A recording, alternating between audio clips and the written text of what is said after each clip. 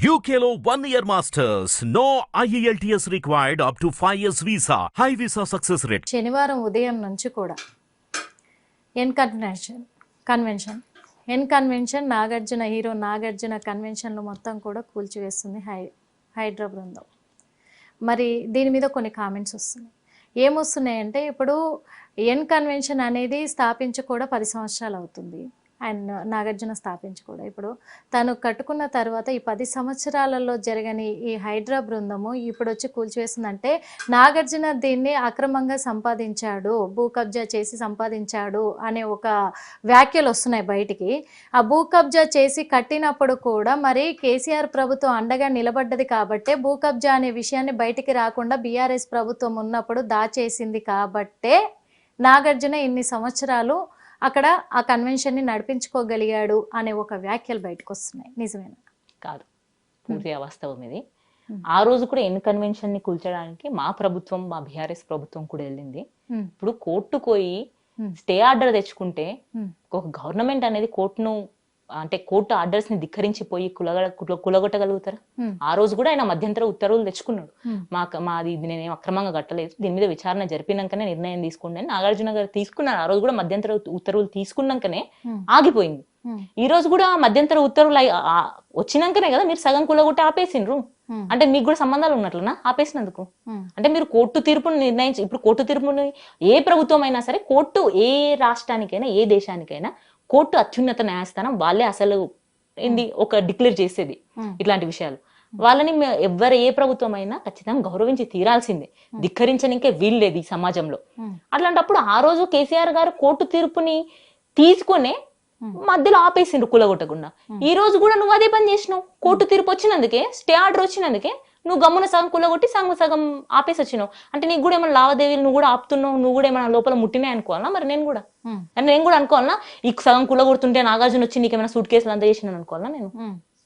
Court తీర్పు కనీసం కులగొట్టేదాకా కూడా రాలేదు కదా. అంటే ఆయన ముందే వెళ్ళిండు. అప్పటికి ఏంటంటే స్టార్ట్ అవుతున్నప్పుడే ఆయన ముందు జాగ్రత్త పడి వెళ్ళిండు. మరి ఈసారి నాగార్జున గారు స్టే ఆర్డర్ ముందే తెచ్చుకున్నాం కదా, ఆగుతారు అనుకున్నాడు. కానీ స్టే ఆర్డర్ లో ఉన్నదాన్ని, ఇంత ముందు ఉన్న స్టే ఆర్డర్ ఉన్నదాన్ని కూడా కూల్చేస్తారని ఆయన ఊహించలేనట్టున్నాడు. మరి అందుకే మధ్యంతర ఉత్తర్వులు అంటే మొత్తం 29 ఎకరాలు అదే ఆ కన్వెన్షన్ ని, ఆ 29 ఎకరాలలో అది భూ కబ్జా చేశారు, అది కబ్జా చేసిన భూమి అనే ఒక వ్యాఖ్యలు ఉండడంతో కూడా దాంట్లో ఇప్పుడు బీఆర్ఎస్ ప్రభుత్వానికి కూడా భాగం ఉంది అనే ఒక వ్యాఖ్యలు. లేదండి, తప్పు బీఆర్ఎస్ ప్రభుత్వానికి ఉంటే కోర్టులో నిరూపించమనండి కదా. నేను ఇంతకుముందే చెప్పిన, ఉత్తర్వులు తెచ్చినందుకు, స్టే ఆర్డర్ తెచ్చినందుకే మేము ఆ రోజు ఆపేసినాం, ఈ రోజు నువ్వు కూడా ఆపేసినావు, కూల్చేది సగం కూల్చేసి ఆపేసినావు. సో నిజంగా బీఆర్ఎస్ వాళ్ళకి ఏమైనా ఉంటే కోర్టులో ప్రూవ్ చేయండి కదా. గవర్నమెంట్ తో అన్ని ఆధారాలు, 10 ఏళ్ల లెక్కలన్నీ మీతోనే ఉన్నాయి కదా, మేము చేసినాయన్ని. మరి నీతో లెక్కలు ఉన్నాయి, కోర్టులో ప్రూవ్ చేయి. మా వాళ్ళకి ఎవరికైనా ఉంటే ఊకే ఎన్నిసార్లు మాట మీద మాట చెప్తావు ఏ ఆధారాలు లేకుండా? నిజంగా ఉంటే నీతోనే లెక్కలు ఉన్నాయి, 10 ఏళ్ళు తెప్పించుకో లెక్కలు. ఆ జోన్ లో ఏ అధికారి ఉన్నాడు, ఎవడున్నాడు, ఏం చేసిండు, మా బీఆర్ఎస్ వాడు ఉన్నాడా, మా అధికారికి బీఆర్ఎస్ వానికి నాగార్జునకి ఏమైనా ఒప్పందం అయిందా? మరి నీకు కనిపిస్తుంది కదా, వాళ్ళని పిలిపించి అడుగు, చేయి, ప్రూవ్ చేయి కోర్టులా. 2 రోజులు గాలి మాటలు చెప్తావు, నోటికి వచ్చినట్లలా వాక్కుంటా. గాలి మాటలు చెప్తే ఎవరు నమ్ముతారు? కోర్టుకు ఆధారాలు కావాలి, ప్రజలకు కూడా ఆధార సాక్ష్యాలు కావాలి, మాటలు కాదు ప్రజలకైనా. తొందరలో ఇప్పుడు కేసీఆర్ ఫామ్ హౌస్ కూడా పడగొట్టేస్తానని కేటీఆర్ గారు, అది కేటీఆర్ అన్నది కాదు ఫామ్ హౌస్. మీరు క్లియర్ గా తెలుసుకోవాలి. ఇక్కడ మీకు నేను డీటెయిల్ గా చెప్తా ఈ విషయము. అది కేటీఆర్ అన్న ఫామ్ హౌస్ కాదు. ఫస్ట్ పాయింట్, అది ప్రదీప్ రెడ్డి అనే వ్యక్తిది ఫామ్ హౌస్. ఇన్ని రోజులు ఎందుకు చెప్పలేదు అని మీరు అంటారు. ఇన్ని రోజులు ఆ ప్రదీప్ రెడ్డి అనే వ్యక్తి పేరు బయటేయడం ఇష్టం లేదు. First point. ఎందుకంటే ఈయనకు లీజ్ ఇచ్చినందుకు ఆయన ఎందుకు బదనాం తీసుకోవాలా ఆ లెక్కన. సో ప్రదీప్ రెడ్డి అనే వ్యక్తి మొన్న కోర్టుకు వెళ్ళిండు. అనవసరంగా చేస్తున్నారు, నేను FTL ఫుల్ ట్యాంక్ లోడ్ లేకుండానే దానికి వెలుపలనే కట్టుకున్నా, ఫుల్ ట్యాంక్ లోడ్ లోపల కట్టుకోవాలి, ఇంకా బఫర్ జోన్ లో కూడా లేదు అని చెప్తే అప్పుడు కోర్టు కూడా ఏం చేసింది, అడ్వకేట్ జనరల్ వాళ్ళు కూడా చెప్పేసిండ్రు వీళ్ళకి, హైదరాబాద్కి, అది మీరు ముందు FTL తీసిండ్రా, మీకు FTL లెక్కలు ఉన్నాయా, ఎంతవరకు చెరువుకు సంబంధించిన భూమి, అది ఎంతవరకు చెరువు సంబంధించిన భూమి, బఫర్ జోన్ ఎంతవరకు ఉంటది, మీ దగ్గర ఏమన్నా క్యాలిక్యులేషన్స్ ఉన్నాయంటే లేదు, ప్రాథమిక అంచనాకు వచ్చినాం కానీ పక్కా అంచనా లేవు, మా దగ్గర FTL డీటెయిల్స్ లేవు అని చెప్పి చేతులు తెస్తాను. మరి FTL లేకుండా ఎట్లా కొట్టేస్తావు నువ్వు? ఆపు, ముందు ఆ FTL తీసుకొచ్చి తర్వాత దాని జోలికో, అప్పుడు అక్రమంగా ఉంటే కూల్చేయండి అని అన్నారు. ఇక్కడ ఇంకో విషయం, మొన్న కేటీఆర్ అన్న గారు కూడా ప్రెస్ మీట్ లో మాట అన్నారు, నాది కాదు నా ఫ్రెండ్ది, ఒకవేళ నిజంగా అక్రమంగా జరిగింటే నేనే వచ్చి కూలగొట్టిస్తా, ఆడ పొంగులేటి శ్రీనివాస్ రెడ్డి గారిది కూడా ఉంది, వాళ్ళిద్దరు తమ్ముళ్ళది కూడా యువతలనే ఉంది హిమాయత్ సాగర్ రోడ్ల, పట్నం మహేందర్ రెడ్డి గారు కాదు, పట్నం మహేందర్ రెడ్డి గారిది ఉంది. ఇంకో V6 అధినేత వివేక్ గారిది ఉంది. సొంత రేవంత్ రెడ్డి అన్న తిరుపతి రెడ్డిది కూడా ఏడా దుర్గం చెరువు దగ్గర సర్వే నెంబర్ 47 అనుకుంటా, దాంట్లో 54, 55 FTL లోపల ఉన్నాయి. ఏ FTL అయితే ఫుల్ ట్యాంక్ లోడ్ ఉంటుందో ఆ పరిధికి లోపలనే ఉన్నాయి. మరి తిరుపతి రెడ్డి కూడా కూలగొట్టాలి కదా, పొంగులేటిది కూలగొట్టాలి, వివేక్ది కూలగొట్టాలి, గుత్తా సుఖేందర్ రెడ్డిది కూలగొట్టాలి, ఇంకా చాలా ఉన్నాయి పేర్లు, చాలా ఇష్టం వస్తుంది పేర్లు ఇస్తే.